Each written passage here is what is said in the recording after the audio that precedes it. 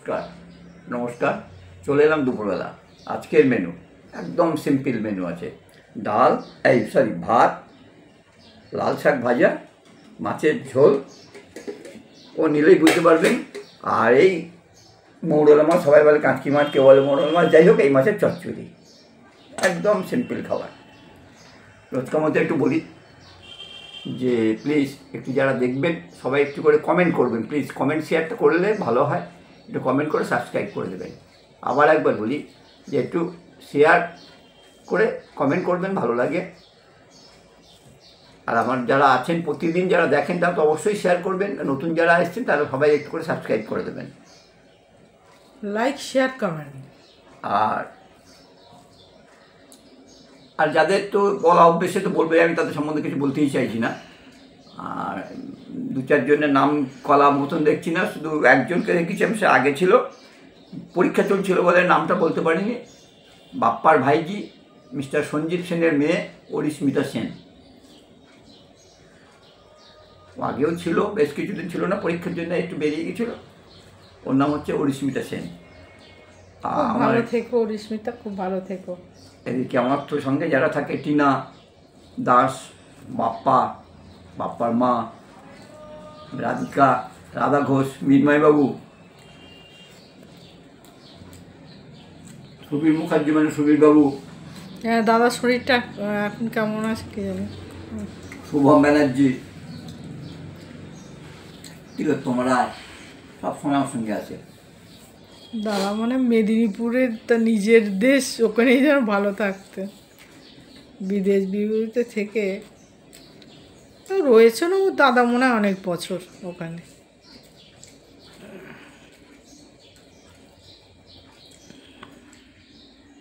গরম পড়েছে।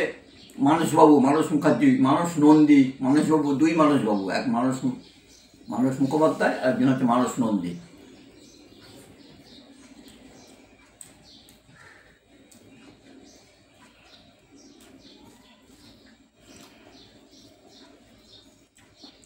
শান্তনুবাবু খুব ভালো কথা বলেছে।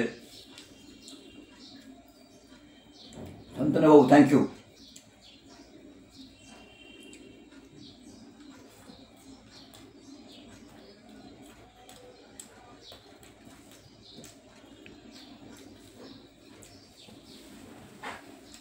এই গরম পড়ে গেছে তো, লাল শাক ভাজা আর চারা পোনা মাছের ঝোল ছাড়া আর কিছু হবে না।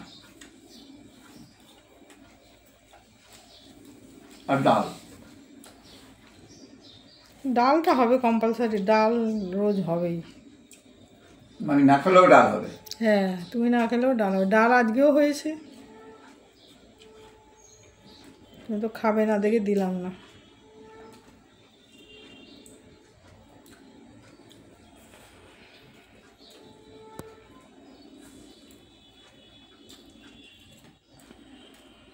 আচ্ছা, যদি আমি এই মাছের ঝোলটা না খাই, এই মাছের তরকারিটা খাই, অসুবিধা হবে? মাছ মুছ আনবে না তাহলে তুমি? হ্যাঁ ঠিক আছে ঠিক আছে, খাও। না এই মৌলা মাছ দিয়ে খাও, কে না খাও। ওই স্টিলের প্লেটের উপর রাখো। হ্যাঁ এগিয়ে নাও, তোমার কাছে এগিয়ে নাও। এগিয়ে আমি দেবো? না না না, থ্যাংক ইউ।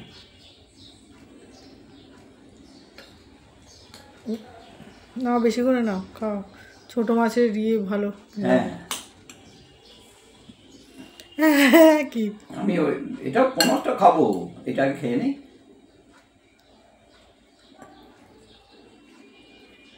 ঠিক আছে। না না, আলু নেবো, মাথা খারাপ নেই, ঠিক আছে বললে হবে। আবার খেতে খারাপ হলে তখন তো না না, খেতে খারাপ হবে না, এমন কোনোদিন খেতে খারাপ হয় না। এই দিয়ে একতলা ভাত খাওয়া যায়।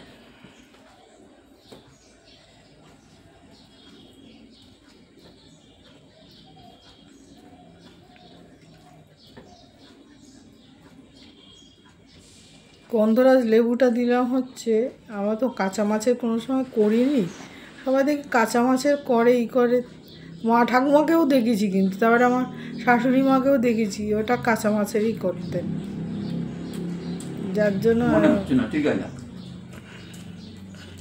মানে টেস্ট হয়েছে না?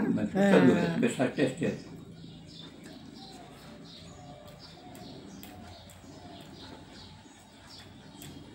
প্রতি মানে গ্রসে গ্রসে তোমার কি বলো তুমি, মাছ মাছ প্রতি যাচ্ছে। গ্লাসে মাছ খাচ্ছি, গোটা মাছ। প্রতি গ্লাসে আমি যতবার খাবো আর গোটা মাছ আমার পেটের মধ্যে ঢুকছে। এটা জেনেছিলাম, আমাদের সময় তো মাধ্যমিক ছিল না, ক্লাস 11 মানে হইটাই হায়ার সেকেন্ডারি। তা আমাদের ওখানে বেড়াচাপা হাড়োয়া বলে একটা জায়গা আছে।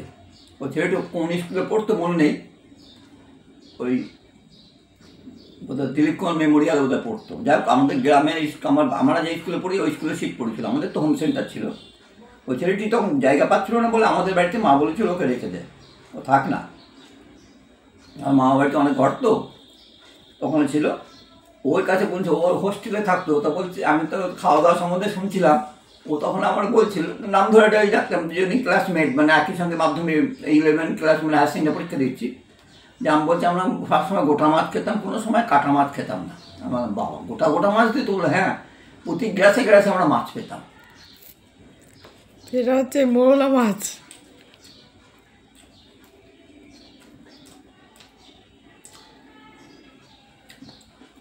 মানে ছোট মাছ, সোজা কথা মৌরলা মাছ বলে কথা না, ছোট মাছ। আচ্ছা আচ্ছা। তারপর পরীক্ষার পরের দিন ওর নাম আমার এখনো মনে আছে, ওর বাড়ি হাড়োয়াতে।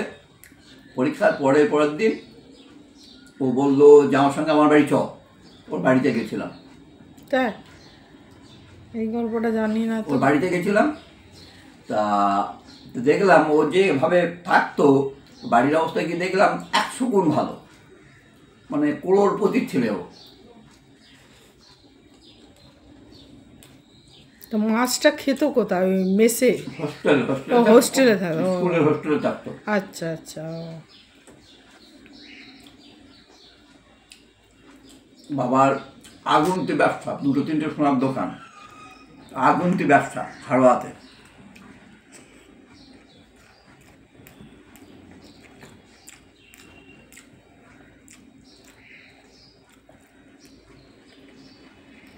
নামটা হচ্ছে স্বপন সাহা ওর নাম।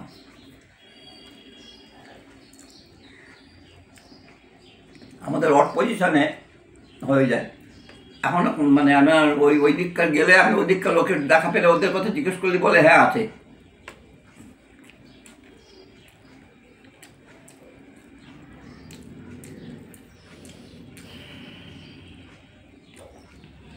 এবার আমার মাধ্যমিক যখন হায়ার সেকেন্ডারি পরীক্ষা হয়ে গেল, তারপরের বছর আমাদের স্কুলে আবার সিট পড়েছিল, আর আমি আমার দাদার শালা দুজনে মিলে দোকান দিয়েছিলাম। কিসের দোকান?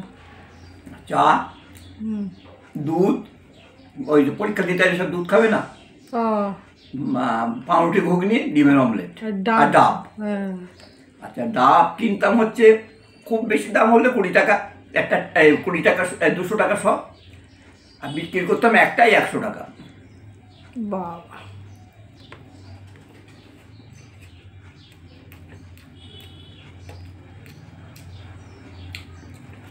একটাই 100 টাকার বাজে কথা, মানে যে দামে কিনতাম তার থেকে 4 টাইমস বেশি দাম দিয়ে বিক্রি করতাম। আর ডাব কিনতাম তো জগুদার গাছের থেকে।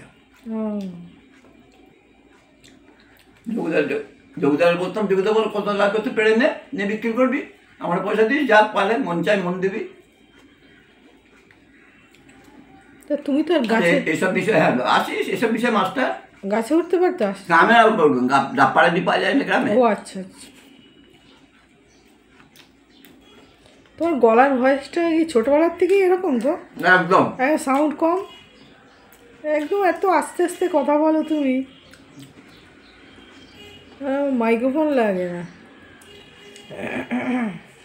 আচ্ছা, আস্তে কথা বলবে এটা কেন আমি বলছি, অনেকে ছোটবেলার থেকে একদম অতি ছোট্টবেলা থেকে আস্তে আস্তে কথা বলে, আমাদের জোরে সেটা আমি ছিলাম সৎসঙ্গে স্বর্গবাস, তোমার সঙ্গে থেকে থেকে গলার জোর বেড়ে গেছে, তুমি আস্তে কথা আবার শুনতে পাও না, জোরে কান ঠিক আছে কিন্তু আস্তে কথা শুনতে পাও না, জোরে জোরে বলতে হবে। আমি যদি কোনো দোষ করে থাকি আস্তে আস্তে মিনমিন করে বলবো।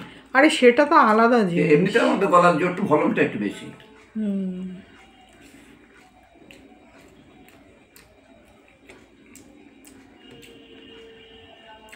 টিনা এত ব্যস্ত আমি পুঁটি মাছ ছিল ওর মধ্যে কত ফেলে দিয়েছো? না ফেলবো কেন, বড় বড় পুঁটি মাছ ছিল, ওইগুলো আলাদা করে মানে এর মধ্যে দিইনি, বললাম আছে আর একদিন করবো। পুঁটি মাছগুলো ভেজে তোমাকে দেবো, তুমি খাবে।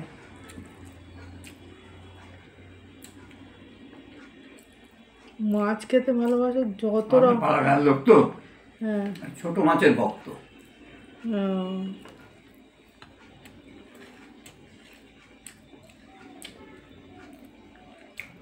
আমরা যদি উত্তরপাড়ার জমিদার টমিদার হতাম, মিনময়বাবু মতন, তাহলে বড় মাছ কাটাম। আমরা পাড়াগাঁয়ের লোক, ছোটো ছোটো মাছ আমরা খেতে ভালোবাসি। মিনময়দা যখন বলে তখন তো তুমি কথাগুলো এনজয় করো না, ভালোই এনজয় করো তুমি। হ্যাঁ, খুব ভালো বলে তো। হ্যাঁ খুব ভালো বলে, তুমিও এনজয় করো। হ্যাঁ, 100 বার। মিথ্যে বলে কিন্তু তবুও তুমি এনজয় করো। হ্যাঁ, জমিদার টমিদার বলে, মিত্তির বাড়ির জমিদার টমিদার বলে, ভালো লাগে। না, মিত্তির বাড়ির জমিদার তো অবশ্যই তোমার পূর্বপুরুষরা ছিলেন, এটা তো সত্যি কথা, এটা তো সত্যি কথা। জমিদার ছিল, এখন জমাদার তৈরি হয়েছে, ওরা বলতে তা না, বাবার কাছে গল্প শুনেছি আমি।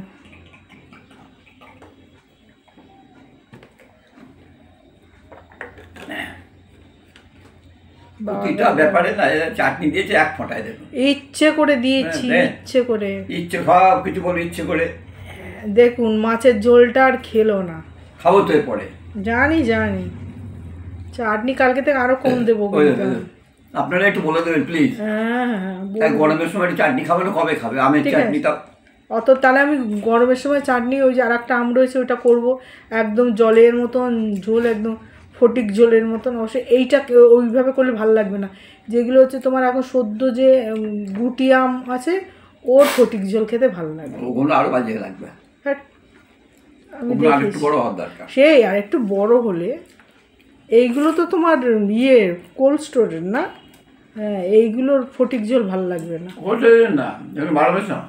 ও যাই হোক, বাবা এতে যা টক, আমি মানে চিনি দিয়ে আমার। আমাদের বাড়ির কাছে জাম দেখেছিলে? হ্যাঁ, এখন নেই দেখলাম, আসলে কোথাও হনুমানে খেয়ে চলে যায়। সেটাই হচ্ছে, হনুমানে খেয়ে সব চলে যায়। আমি আর ওই তেজপাতা, আর এত ওই জায়গাটা মশা টশা না, সেদিনকে তেজপাতা দুপুরবেলায় কী করবো, আমি একটু তেজপাতা ছিঁড়ে নিয়ে এসে, তাই কটা তেজপাতা ছিঁড়ে নিয়ে এসেছি। এত সুন্দর গন্ধ তেজপাতাগুলো, অরিজিনাল তেজপাতা, যে এই যে শুকিয়ে দিলে সে তেজপাতার আমি দেখলাম গন্ধ পাওয়া যায় না, তবে কাঁচা পাতারই সুন্দর গন্ধ বেরোয়। একবার তেলে দিয়ে দেখলাম, আর একবার ডাল যখন সেদ্ধ হয়ে এসছে প্রায়, তখন আমি কাঁচা ওটা ধুয়ে ওই ডালের মধ্যে দিয়ে দিয়েছি, আমি দেখলাম এইটার গন্ধটা বেশি ভালো লাগে।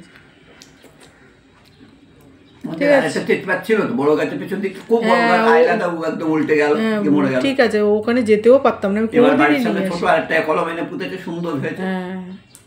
ভালো হয়েছে, ওই দিকটা আমি যেতেই পারতাম। ভালো থাকবেন, নমস্কার।